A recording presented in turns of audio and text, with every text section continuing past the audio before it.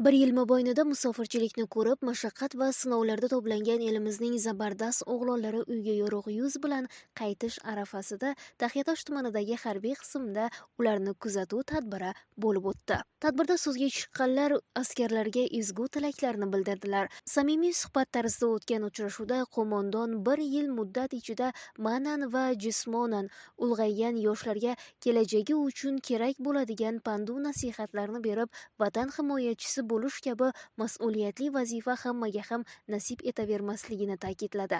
Darvoqe, azal-azaldan oilada o'g'il farzand dunyoga kelsa, qo'riqchi, himoyachi, askar tug'ildi deb o'zgacha xursand bo'lishadi. Bugun ham o'g'il farzandga oila ustuni, avlod kelajagi, yurt himoyachisi deb qaraladi. Kelajagi uchun yaxshi niyatlar qilinadi. O'g'il bola balog'atga yetganida ota-ona uning katta hayotga ilk qadamini aynan jasorat, mardlik va matonat maktabi deya e'tirof topgan armiyadan boshlashini orzu qilishadi.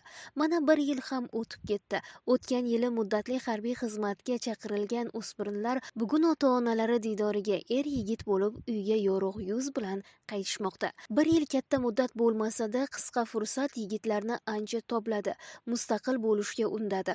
Ularning dunyoqarashini kengaytirdi, jamoa bo'lib yashashga, do'stu birodarlik rishtalarini saqlashga, vatanga xizmat qilishga, ota-onani qadrlashga o'rgatdi. Bugungi tantanali kuzatuv marosimida namunali xizmat qilgan askarlarga tashakkurnomalar topshirildi. Shuningdek, davlat test imtihonlaridan yuqori ball yig'gan askarlarga oliy ta'lim muassasalariga kirish uchun imtiyozli tavsiyanomalar berildi. Harbiy hayot yo'li boy tajribadan iborat bo'lgan ustozlarining nutqi ibrat maktabini o'tagan yoshlarni kelajakda komil inson bo'lib, mamlakatimiz taraqqiyotiga o'z ulushini qo'shishiga chorladi. Kasb-hunar o'rganishga, qaysi sohada bo'lmasin o'z ishining mohir ustasi darajasigacha ko'tarilishiga ruhlantirdi.